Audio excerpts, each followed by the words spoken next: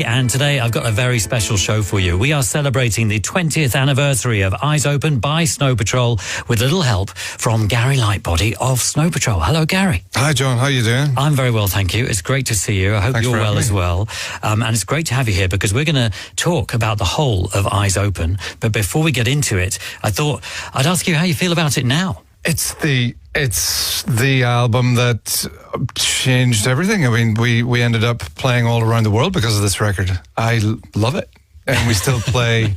3 or 4 songs from it most nights. We might throw a fifth in there somewhere as well. Sometimes You Could Be Happy gets played sometimes. I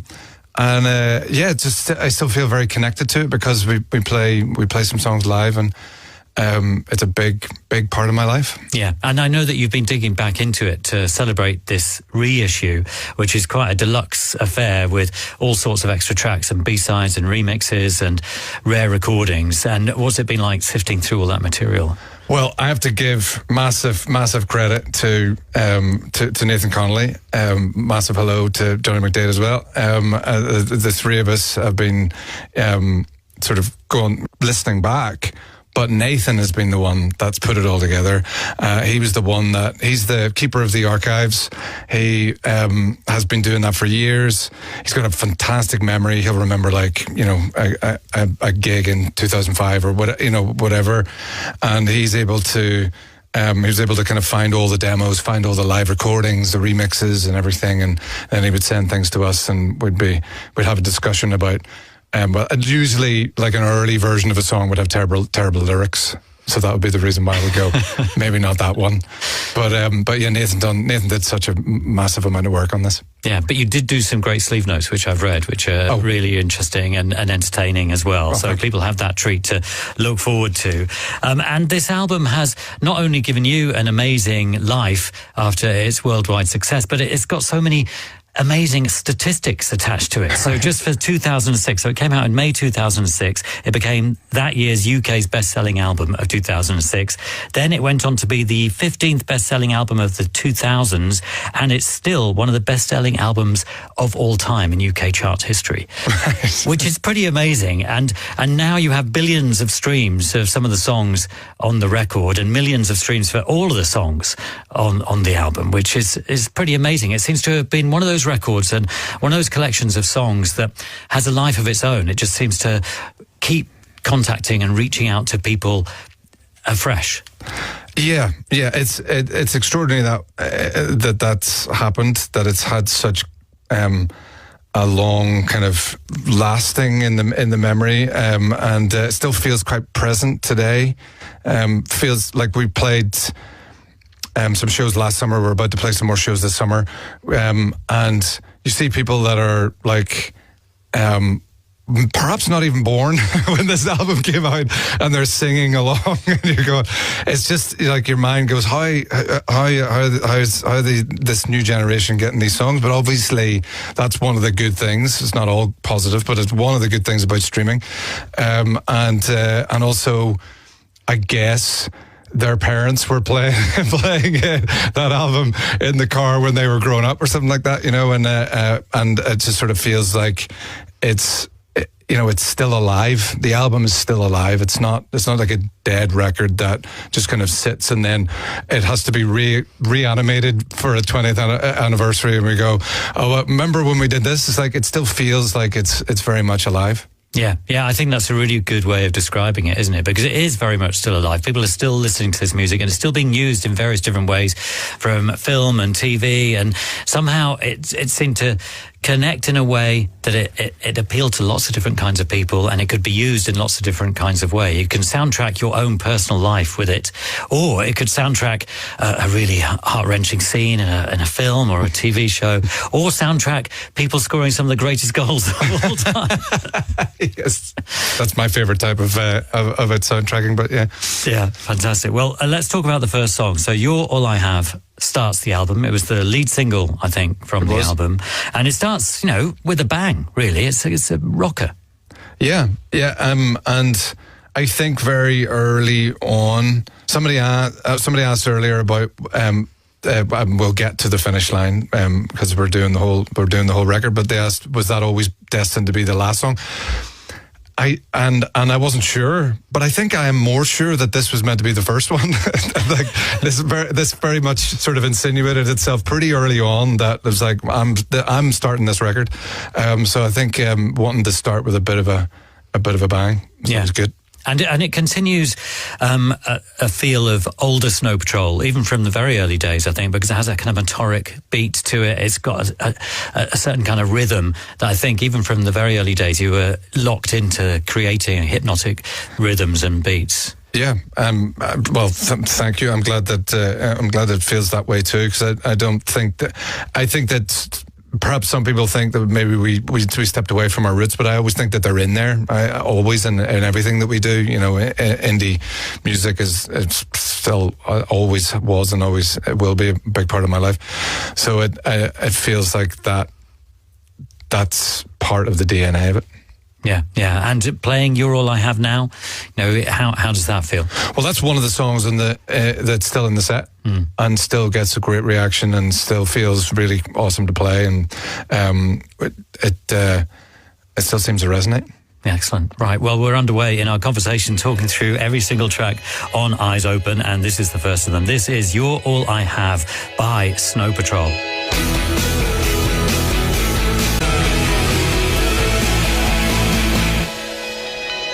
Snow Patrol, "You're All I Have" on Exposure Radio X, the opening track to the Eyes Open album. I'm playing the whole thing tonight. Gary Lightbody is talking us through it track by track. And next up, Hands Open. Radio X.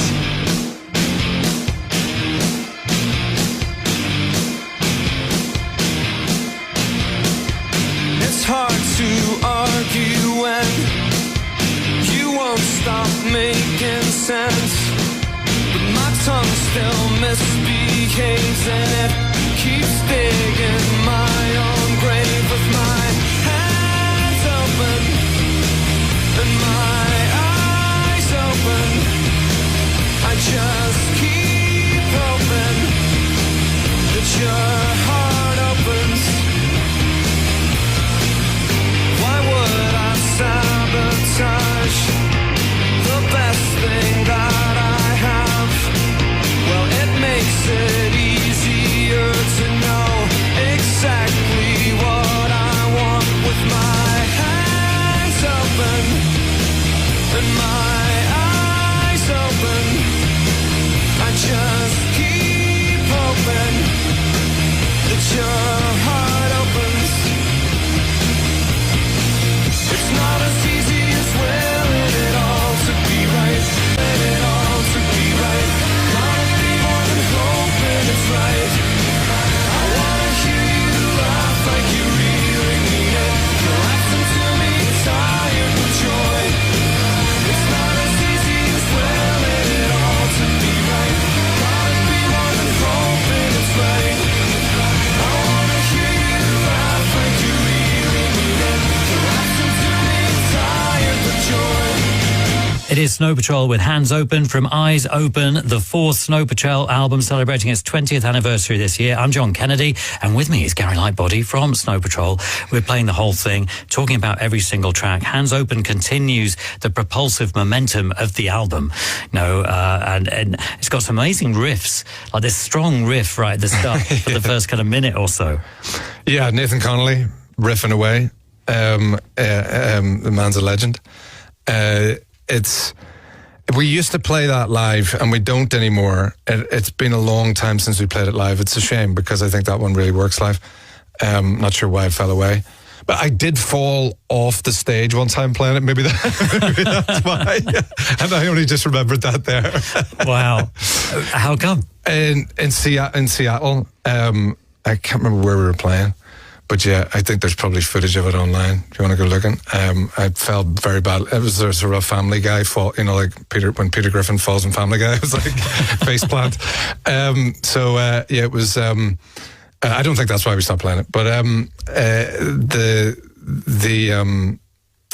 I think that song, like, maybe resonates. The thing I remember about it is the Sufjan Stevens kind of connection to, that we mentioned, Chicago Burst to Life, and it's that album was a big record when we were making this album. The two records, when we get to Martha Wainwright, obviously, but those two records, the Martha Wainwright's first album and Sufjan Stevens' sort of first two States albums, and I said this earlier on, but he was going to make 50 of them, but stopped at 2. But I'd love to hear the rest of them. But those records were being played in Michigan and Illinois, were being played in Come On Feel the Illinois. Was being played sort of constantly at that time, so we wanted to add that in there. Yeah, it's a really nice reference and kind of takes us back to that time, and hopefully people will discover those records again. But it's such a great record. But quite different to what Snow Patrol do, in a way. Yeah, very much so. And I think his songwriting is so extraordinary, and like there's so much complexity to it, and so much like the orchestration and arrangements are so brilliant and kind of breathtaking. And perhaps we're maybe known for maybe it's kind of like simpler arrangements, but yeah, he's a big influence on me. I guess he does write a good rousing chorus, which you do as well. Well, he's a genius, but and I'm certainly not. But he's a big part of our lives, and I've never met him. Right, so, wow, amazing. Maybe that's still to come. That would be great. Recorded in Grouse Lodge? Yes, most of it in Grouse Lodge, some of it in Parkgate in the south of England, but we moved to Grouse Lodge and did most of it there. Yeah, so that's in County Westmeath in Ireland, about an hour from Dublin or so. But written in the Roundhouse in Dingle, which is in another part of Ireland. Yes, it's in Kerry. Yeah, County Kerry, down on the edge of Ireland. Down, there's Ballydavid. It's the town just past Dingle. And there's a wee house down there, which is literally just a wee round, looks like a cake, and it's on the foot of Mount Brandon. And the story goes, and I write a little bit about it in the album notes. But the story goes that Kate Bush wrote running up that hill, staring up at Mount Brandon. It turns out, no, she didn't. She wrote different songs there, but she was there. But I was telling that story for years, that she wrote running up that hill there. And people are like, oh, that's amazing. So I don't know how many people have told that story on to other people, and how far that lie has got. But it was an honest lie in the sense that I thought I was, somebody told me that in Ballydavid, that's what had happened. But nope, I have to correct the record now and say that I'm afraid my Kate Bush story is wrong. But did you write Chasing Cars there? No, right, okay. No. But you had gone to Dingle to write songs? Yes, we wrote Open Your Eyes there. Right. And a few other songs, but we were mostly rehearsing for the to go in to record the album. We were writing some. We've written a fair few. Chasing Cars was written already. Chasing Cars was written at Jack Knife Lee, our producer's house, in his studio. I was just coming up with ideas. Jack Knife was recording, and I was just one after the other, and I wrote 10 songs that night and 3 or 4 bottles of wine, and 5 of those songs ended up on the album. Well, that's an incredibly productive night. Yes. This The most productive night I've ever had. But Chasing Cars was one of those, right. And even amongst the 5, it stood out massively. You know, like the next day we were listening with hangovers, but going, maybe something is here. Yeah, that's interesting. This was in his studio in Kent at the time, I think. He was in Kent. Because he then moved to the States. He moved to Topanga Canyon in the States, and he's moved again now. But right. So you wrote 10 songs. 5 of them ended up on the album in that one night, and Chasing Cars was just one of them. But you knew there was something in it. Yeah. I don't think it's pessimism. I think what it is just realism. Like, we spent 10 years not having any success.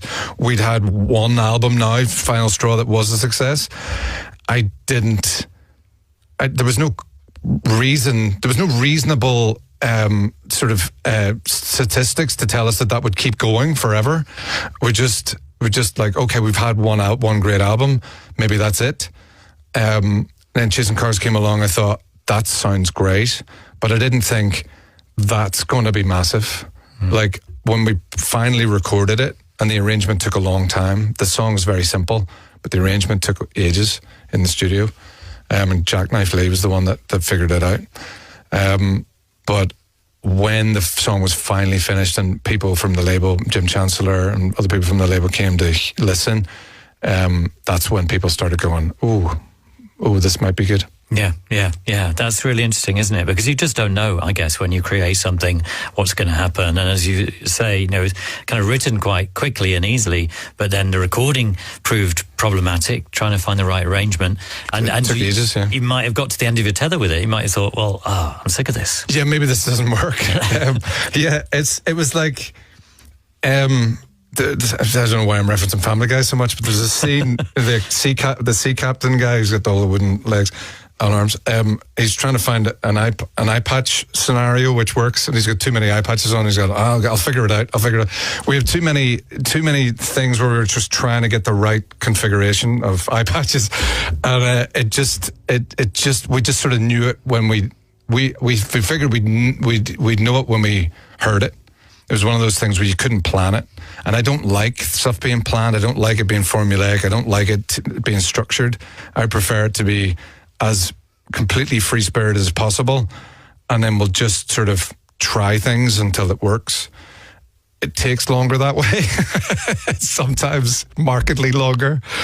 But eventually we got there. Yeah. And clearly you got it right, because it's gone on to be such a popular song. It's had billions of streams, and research in 2019 said that it was the most played song of the 21st century on UK radio back in 2019. So Yes, who knows what yes. it's like now. 2019 was a bit early to be calling it the most played song of the 21st century, as I said at the time, but it was nice to hear that, that obviously, because it shows how enduring it's been. But it's maybe they should have had "so far" in brackets. I know, that's what I kept saying. I just kept saying so far in every interview I did. And where does the phrase "chasing cars" come from? Well, I don't really like telling that story anymore, because it was an offhand thing my dad said to me once, but it doesn't put him in the best light. But it was more, I'll tell it in this way.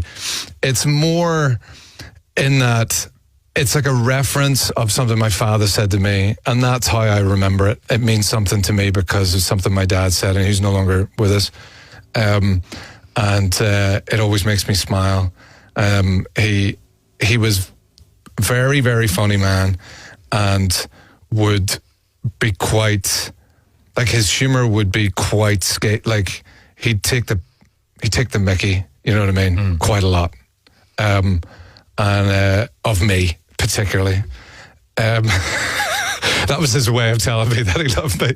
At least that's how I have tried to process it in my mind. Having the fact that he never told me he loved me, but he was a very, very funny man, and that was an offhand comment of his. But it was off the cuff comment, excuse me, and it just endured.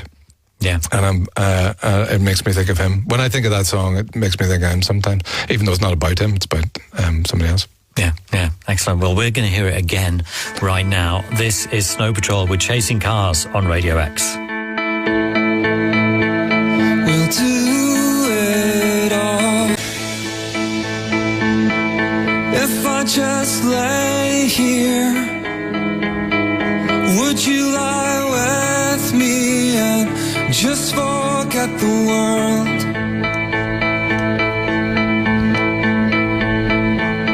An all-time classic, Chasing Cars by Snow Patrol on Exposure Radio X. It's the third song on the Eyes Open album, celebrating its 20th anniversary this year and tonight on Exposure Radio X. I'm playing you the whole thing. Gary Lightbody is talking us through it track by track. And next up, it's Shut Your Eyes. Radio X.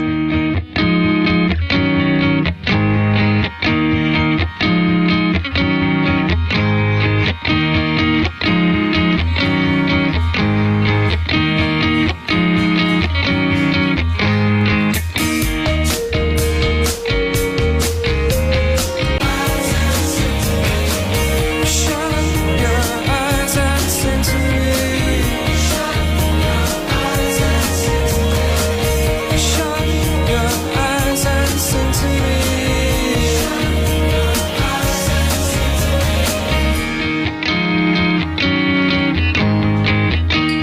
Your Eyes by Snow Patrol on Radio X from the album Eyes Open, celebrating its 20th anniversary this year and today with Gary Lightbody from Snow Patrol talking us through the whole thing track by track. And Shut Your Eyes, I think that was another single at the time, was it? And to me, this also taps into, or it should have been a single. It was a single in 3 countries. Right, okay. It was a single in Holland, Belgium, and Germany. And it every time we play it there, it feels like a single. You know, like it does have it does. It's funny how some things are released, some places are not released, others, and you see the gig, like the chart, the heart monitor of the gig will be different in places where, you know, singles have been different. And it's really interesting to see that sort of recognition sort of come into the gig. Like maybe you play a new song, then you play Shut Your Eyes. You know, you get that big movement in the audience. So when you play around the world, you have to adjust the set accordingly. Yeah, sometimes. Like for example, like we'll get to Open Your Eyes. So we'll talk about Open Your Eyes in a bit. Yeah, excellent. But Shut Your Eyes, I mean, again, I think this connects to some early Snow Patrol material. I always remember seeing you a long time ago and thinking, oh, you know, this band like Stereolab. And is that true? I mean, yes. Because there was always a bit of you didn't sound like Stereolab, but I could hear. No, I loved Stereolab, so I'm very glad that there's some resonance in there of Stereolab. That's fantastic. I think that Shut Your Eyes it does hark back, and I'm happy about it. It also, though, has a groove to it, and it certainly has perhaps even more of a groove now when we play it live, and we've sort of lent into that. And I don't think we were doing that at that time as much.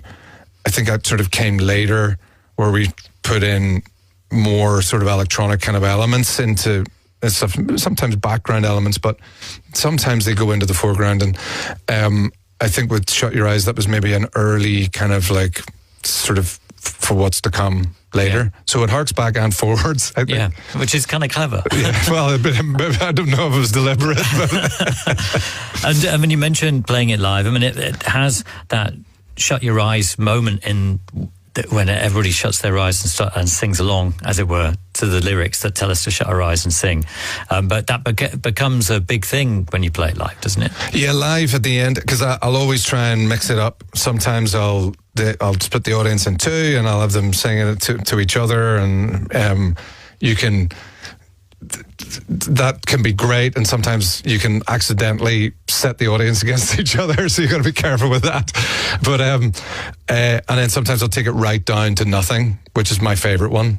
When you feel like, I'll have to feel into it, like if an audience is ready to go right down to 0, because there can't be any chat at all, because to make it feel like, and if it's 20, 30, 50,000 people, that can be a tricky sort of wave to ride on. But when it works, it really works, because the loudest part of it, like, it just keeps growing and growing and growing and growing, when the loudest part of it is always louder than any other part of it, like any other way that you do it. So that's really fun. So it's sort of dependent on atmosphere in the night, where we just take that. But it's always a fun bit to kind of go off the set list and just do whatever. Yeah, totally. And the album continues with It's Beginning to Get to Me, which is, again, a bit of a rocker, really. You know, and I think it's interesting, because when you listen to some of the songs from the album separately, as you know, as you do in a way, and they get used in various different places and you hear them on the radio, you get one impression of the record.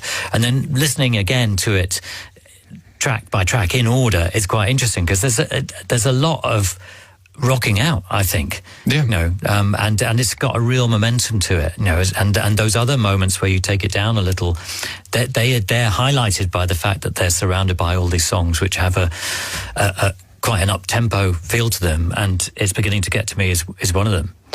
Yeah, Paul Wilson wrote the music for that, and I think it's great. We used to play that in the set as well, and it always went down really well. We haven't played it in a while, but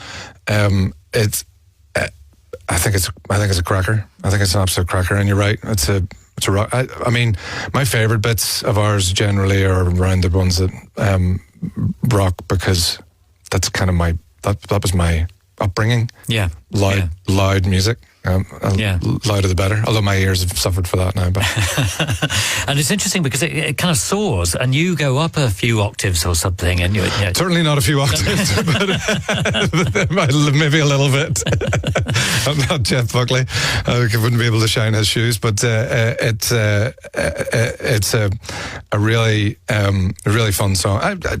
We should put that back in the set.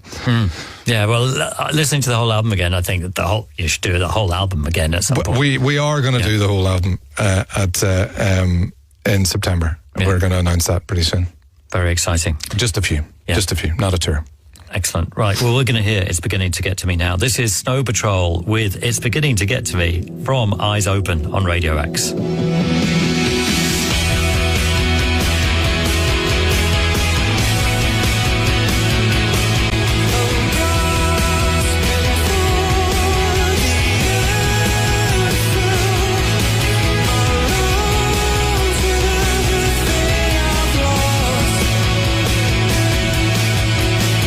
It's as jam-packed with rockers as it is bangers and ballads. It is Snow Patrol with It's Beginning to Get to Me, the 5th song on the Eyes Open album, celebrating its 20th anniversary this year with Gary Lightbody talking us through it track by track. And next up, You Could Be Happy. EOX.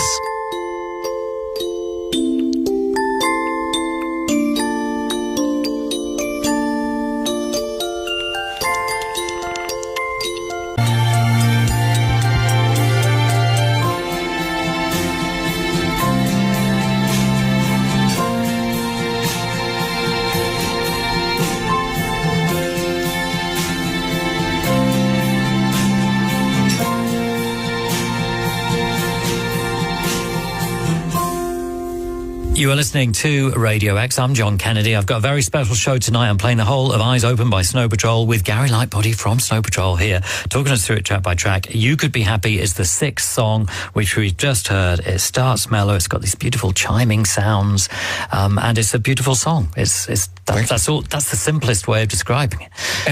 It's that music, but because the song itself is very, it's very simple. But when I wrote the music, I must have just written it on the guitar. I can't remember writing it, but I did. And then it was Jackknife who had the idea for the music box, and we made a music box or he made a music box. Did he make it himself? He might have made it himself. That played the melody. Wow. You know, but unfortunately it needs to be programmed in to be in the right places. It's not going to be absolutely perfect. So we needed to then program it.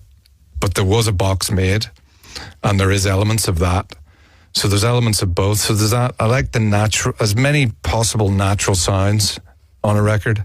And Jackknife and Johnny McDaid, obviously now being he's one of the biggest producers in the world, but both Jackknife and Johnny love to, they'll always have their a mic or a phone recording a creaky door or some sound that's going like a car going past, but you hear the sound that's recorded and you go, okay, and then 20 minutes later, you hear the sound that they've turned it into. And it's like, what the fuck?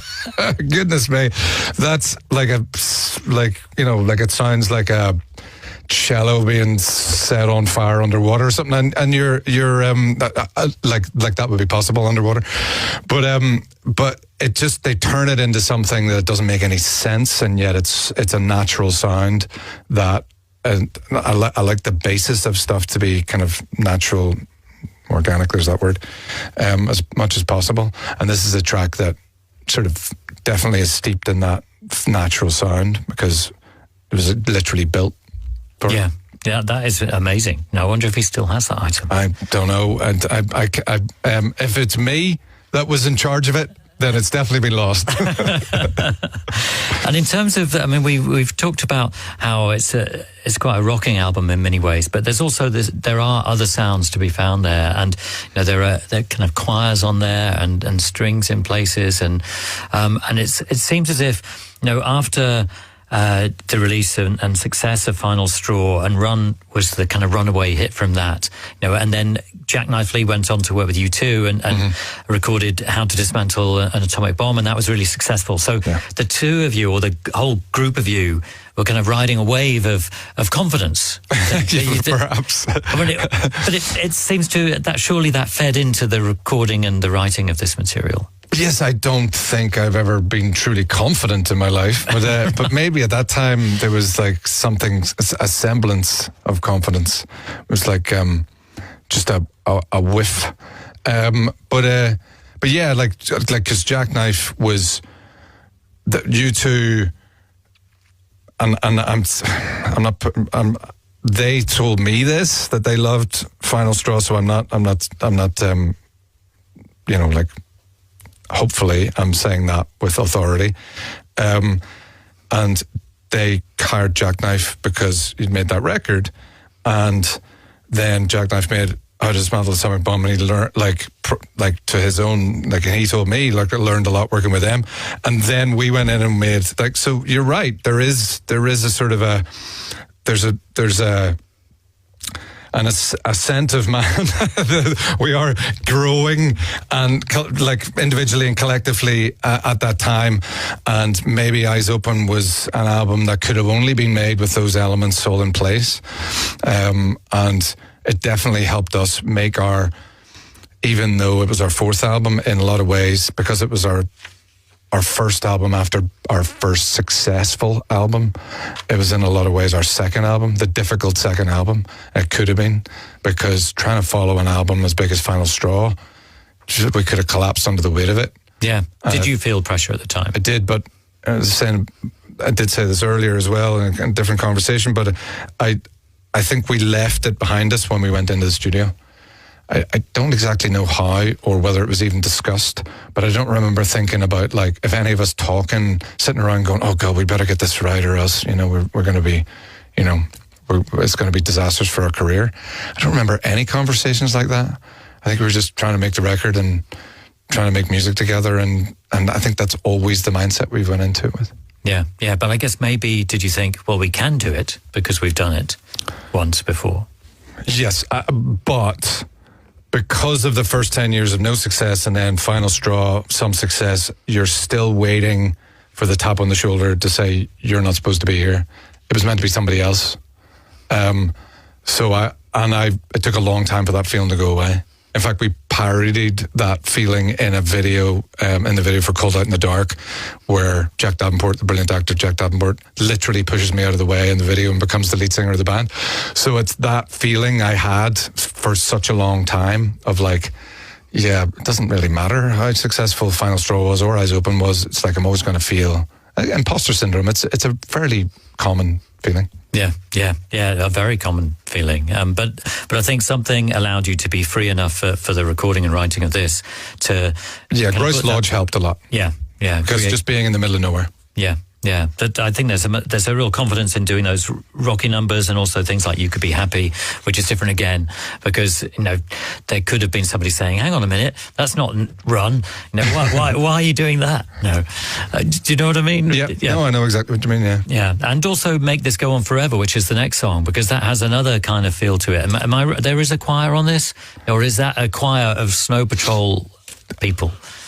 I don't know whether we had a choir or whether we had. I remember because I'm pretty sure Ian Archer and Paul Archer were on. Ian and Paul, who've known for a long time. Ian Archer, who wrote lots of great songs with James Bay and Jake Bugg, and is a brilliant producer and songwriter. I'm pretty sure they were in that choir, and Ian had been in Snow Patrol. And for Final Straw as well. So before Nathan joined the band, Ian was in. He co-wrote Chocolate. He co-wrote Run, and So we did a small friends choir, and then they had to sing multiple times to make it into a bigger choir. Yeah, because I was listening to it thinking, there seem to be loads of voices on this. There must be a choir involved. Yeah, there is. Yeah. But it's a choir of friends. A choir of friends. Yeah, fantastic. And this is quite a song in that it starts slow, but it builds and builds and gets pretty epic. But then it also kind of completely breaks down at the end. Yes, and now live, that song has become like 10 minutes long. So live, it breaks down at the end, and then it breaks into something else, and then lifts and builds again, and then builds even higher again. Because like there just seems to be adding bits to it. It will eventually just be the whole set, but it's very long. But it feels.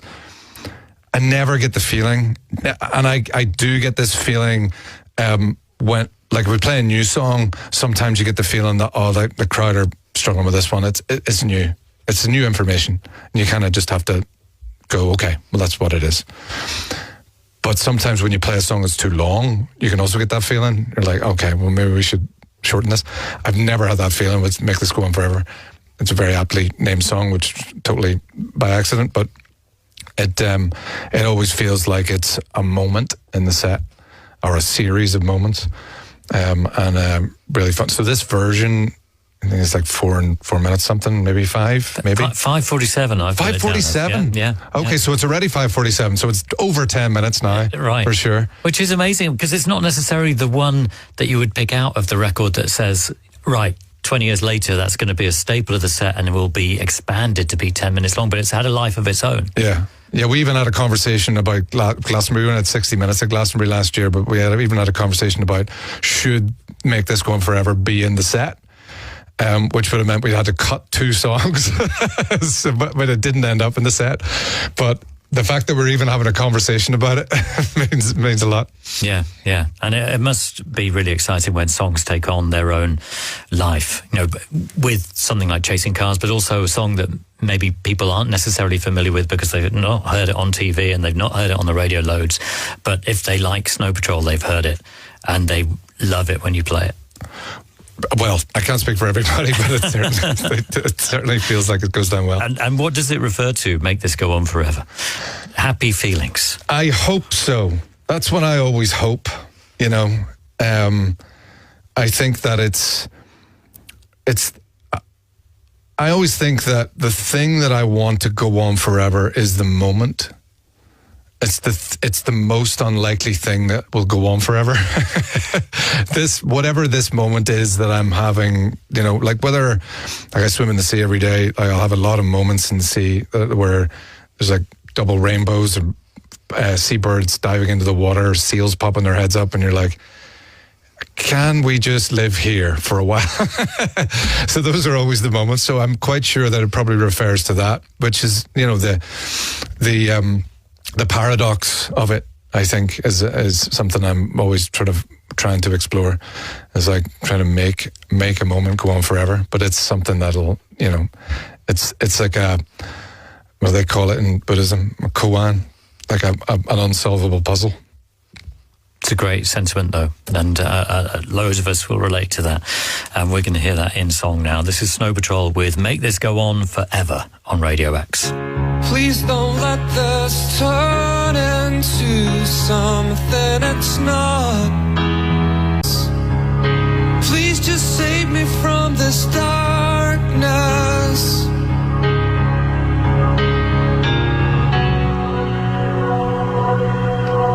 Snow Patrol, Make This Go On Forever on Exposure Radio X, the 7th song on the Eyes Open album, getting the Exposure album playback treatment tonight. I'm playing you the whole thing, and Gary Lightbody from the band is talking us through it track by track. Any thoughts? More than welcome. john.kennedy@radiox.co.uk is my email address, and their collaboration with Martha Wainwright, Set the Fire to the Third Bar, is next. EOX.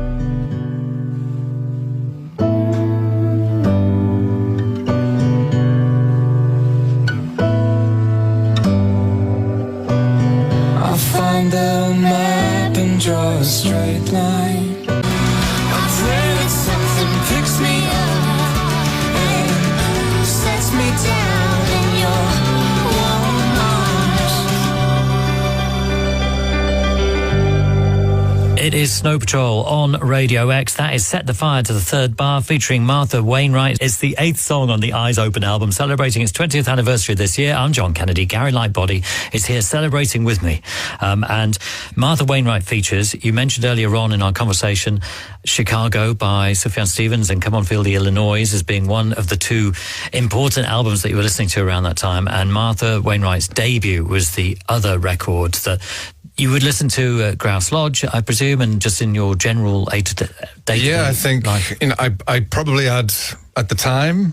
I think it was probably a CD Walkman at the time. I probably had the CD in my ears when I wasn't in the studio quite a lot, and we would have little breaks where we would listen to music. And just like ear breaks, and Martha's album would go on an awful lot. There's a particular song on it that anybody that knows the album will know that I can't say the name of the song on the radio. Right. But it's one of the greatest songs ever written, I think. And we were obsessed by that record, and Jackknife towards the end of the recording said we should ask Martha. We didn't know Martha, but we should see if we can find Martha's management's number and ask her if she wants to come and sing at one of the songs, because she's been such a big part of the album. And I was like, that's amazing. And then he managed to get through to somebody at their management, and she was up for it in theory. And I was like, she can't sing on something that we've written already. I have to write a song just for her. And I went away and wrote it. And very quickly, half an hour it took me. And because I was literally like, when there's someone I have to write for, when there's like someone that I adore, like the speed with which I can write a song, because there's some songs of ours, like I adore Johnny Nathan. I'm not saying I don't, I do. It's just that sometimes like a song that's for us can do, like Life on Earth and the Wildness album took 5 years for me to write. But like somebody says, Martha Wainwright's coming in, I'm like, okay, I'll be right back. It was just one of those things. And we recorded the song with me singing it, and she was playing in Dublin the Friday of the last week of our time in Grouse Lodge. So we were an hour away. So we went over, we hired a studio opposite the venue, and she came in and recorded the song in one take. The first take is what you hear on the record. She did another take. We didn't use it. We just used the first take. So the very first time she sung the song, it was is what is on the record, which is. And had you sent her a tape of it or something? No, she didn't know this. I'm certain she didn't know the song. Yeah, amazing. It's unbelievable. Like if people knew how many times it takes me to sing a song, and then how many times it takes Martha Wainwright to sing a song, they'd be like, "Come on, Gary, buck up." But it's kind of mesmerizing watching someone that good just do her thing. I mean, and also just being in her company is incredible. She's an amazing person. Yeah, totally. And I love the idea that, the very thought of her getting to sing one of your songs made you write a new one and have it there ready in half an hour or whatever it took. It would not have existed if it hadn't been for her wanting to, or us asking her and her being up for singing on the record. I would have never written Set the Fire. Yeah, amazing. She did actually come on Exposure on Radio X, or XFM as it was known at the time, around that time. And she and her brother Rufus came on separately, but the two of them have such amazing charisma. Unbelievable. They'd walk in a room and it's like, oh, whoa. Yeah. We're in the presence of somebody. No. For sure. But she's so sweet and kind, but she also exactly right. She has that charisma. She has that presence, and you just feel like you're speaking to someone very wise. She's very, very wise. That's the first word I would think when I think of Martha. And I'm looking forward to. We're going to be singing the song with her in the shows that are coming up. We're not even announced yet. I'm kind of announcing it, but yeah. So we're excited to get back to play with her again. Fantastic. And then you follow that song, Set Fire to the Third Bar, with Headlights on Dark Roads, which kind of takes the pace back up again. I can't help but, when I listen to this, imagine driving on a country lane, maybe trying to get to that studio that you recorded the album in, or something like that. Yeah. Well, it's funny because that's what I thought, because Nathan wrote the music, and that's what I thought when I heard it, and that's what informed the song. So that was, I did a Roy Walker on that one. I said what I see. Brilliant. And in terms of that writing, so is that often the case, or was that the case when you're writing Eyes Open? This kind of group, everybody getting together and coming up with various different ideas. And then I mean, sometimes it's me sitting down and writing a song, writing the music and the melody or whatever, and then everyone else will sort of join in.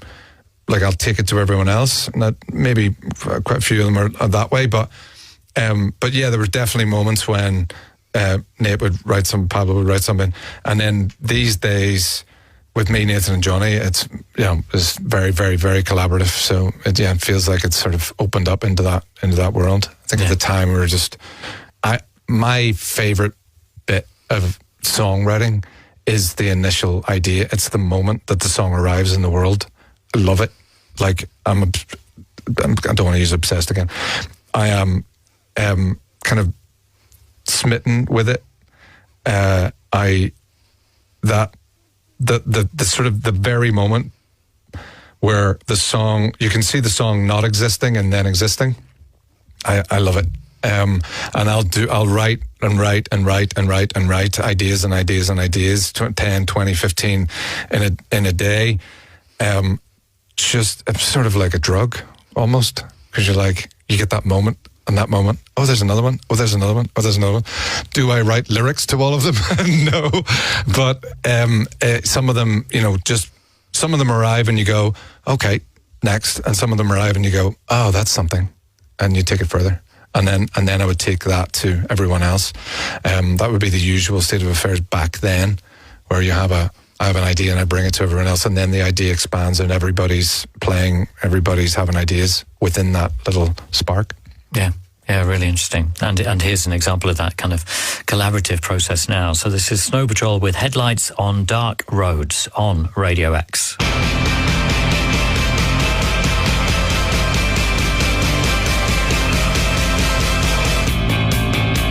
For once I wanna be the car crash.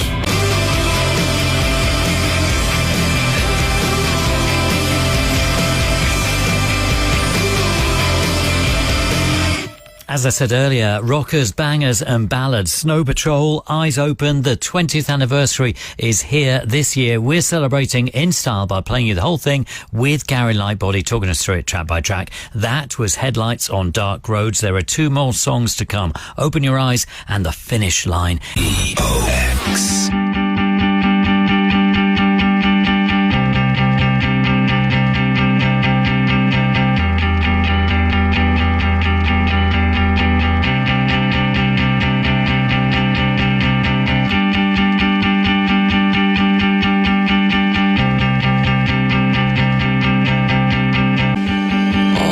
This feels strange and untrue, and I won't waste a minute without you. You are listening to Radio X. I'm John Kennedy, and that is Snow Patrol with Open Your Eyes from the Eyes Open album, celebrating its 20th anniversary this year. And we're part of that celebration time by playing you the whole thing with Gary Lightbody, talking us through it track by track. The 10th song, Open Your Eyes, the 5th single, was it, from the record? I think it was 4 in the UK. Right. I think it was You're All I Have, Chasing Cars, Set the Fire, and Open Your Eyes was the last one in the UK. Yeah. And Shut Your Eyes was not UK, it was in Germany and things like that. But yeah. But it seems as if in some ways the whole album could have been released as individual tracks, the way it's connected with audiences, and also listening back to it, I feel so familiar with all these songs, even though I probably haven't listened to the whole record for a while, to listen from start to finish, but it just feels like, well, they're part of the fabric of culture. That's nice.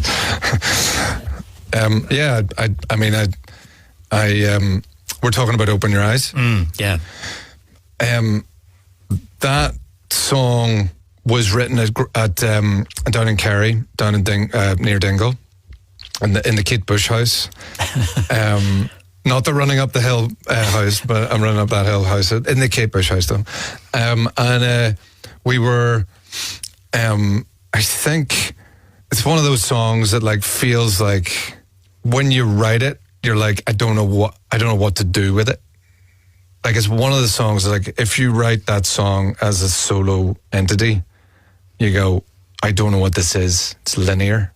You need a band to make this song into what it deserves to be, and then you can have dynamics and like make it interesting.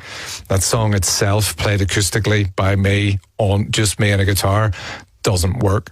It's one of those songs that I love. Those songs that it takes a collective, takes a village to make it work. And everybody shone so brightly on all this record, but that song in particular was one that would not have worked solo. Has to work as a band, and those are the songs that I cherish the most, I think, because my whole life has been, I think, made better by the collective. Yeah, because it just builds and builds and builds, and more things get added to it. I mentioned a choir earlier on. There's a lot of voices on this. Is that the same choir of friends? Yes. Yeah. Yes. And are those strings, or is that the keyboard? There's some strings in there, yeah. So So some actual strings, yeah. Right. Yeah. But that was one of my favorite bits, because it was the bit at the time that I never experienced before. Going into like, I can't remember where we recorded. It might have even been Abbey Road. To listen to an actual 30-something piece orchestra play songs he'd written, and because it's got to be written out. Jackknife did an awful lot of work on writing out the score and stuff, and it's not something I would have known how to do then, and barely know how to do it now. And even though I've scored films, it's so complex, and yet so it looks so effortless when they play, and feels just.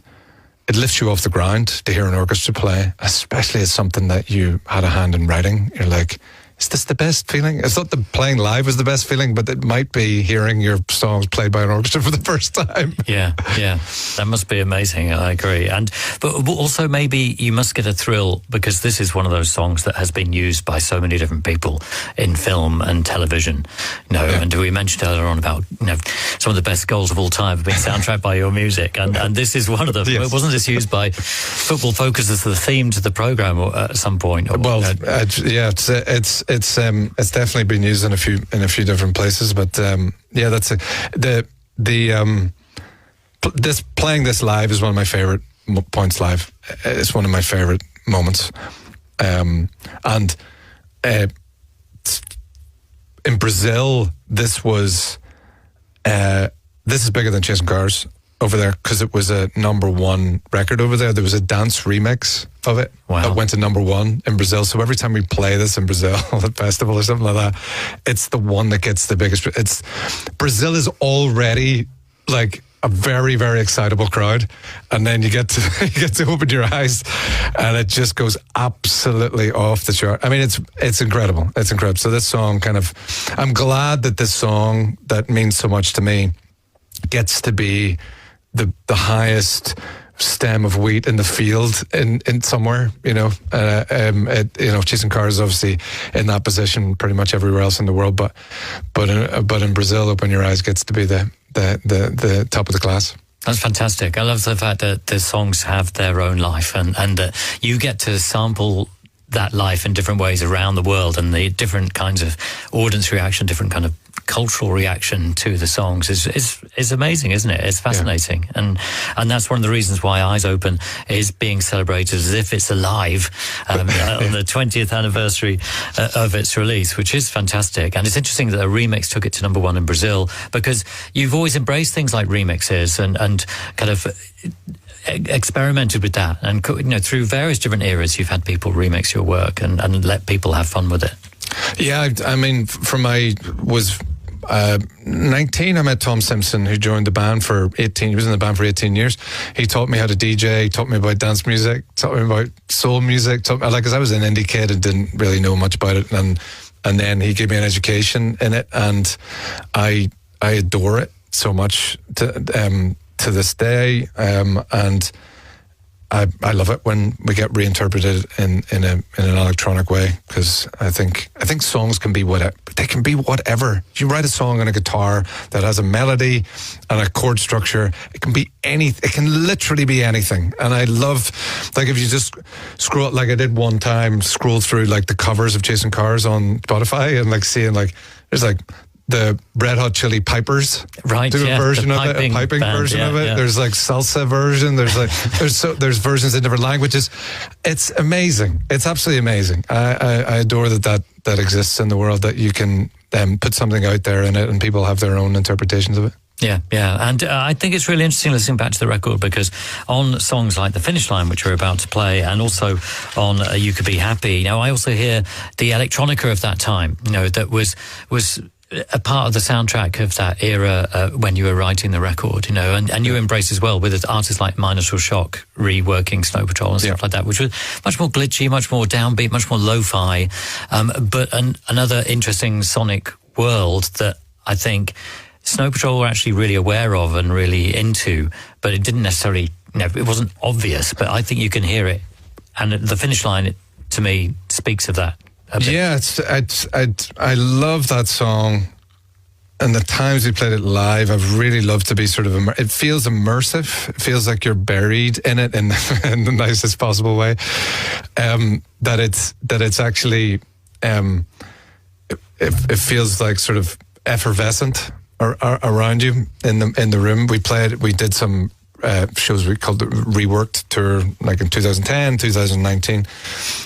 Where we played like a whole bunch of songs reworked, but we also played a whole bunch of songs that we don't normally play, and getting to play The Finish Line in that environment, in like place like the Royal Albert Hall, where you just feel completely surrounded in it. It's such a beautiful sort of moment. And as I was saying, I couldn't remember earlier whether this was always destined to be the last track, even though it was called The Finish Line. I can't remember, but I can't think of a better way to end the record. Yeah, no, totally. It seems the appropriate place, doesn't it? And we've reached that place now. And when you wrote it, what were you thinking about? Because, it sounds as if you're luxuriating in being immersed in the wonders of nature or something. Yeah, I think there's moments. I think there's like moments that reference again, what I was talking about, like writing a song, being in that moment, or make this go on forever, being about wanting to extend a moment. Like Chasing Cars is about that too, about just sort of trying to forget the world and be in the moment with someone you love. I think a lot of themes circle back on each other in this record. It's almost like a Mobius strip, because that Chasing Cars theme is in The Finish Line, where you're like, it's pure escapism, and some of it is grounded very heavily in reality, and some of it is grounded like the aftermath of a relationship, the same relationship that I'm talking about in Chasing Cars. But I didn't want to end the album like in that place where you're dwelling on it, so I wanted to go back to that place again. Whether it was written intentionally as the last track on the album, I don't know, but it certainly found its place there and stayed there. Yeah, fantastic. Gary, thanks so much for coming in and talking to us. It's been brilliant to have you. Thank you, John. Thanks for having me. And great to relive Eyes Open again tonight with you. And this is the last selection from it. This is Snow Patrol with The Finish Line on Radio X.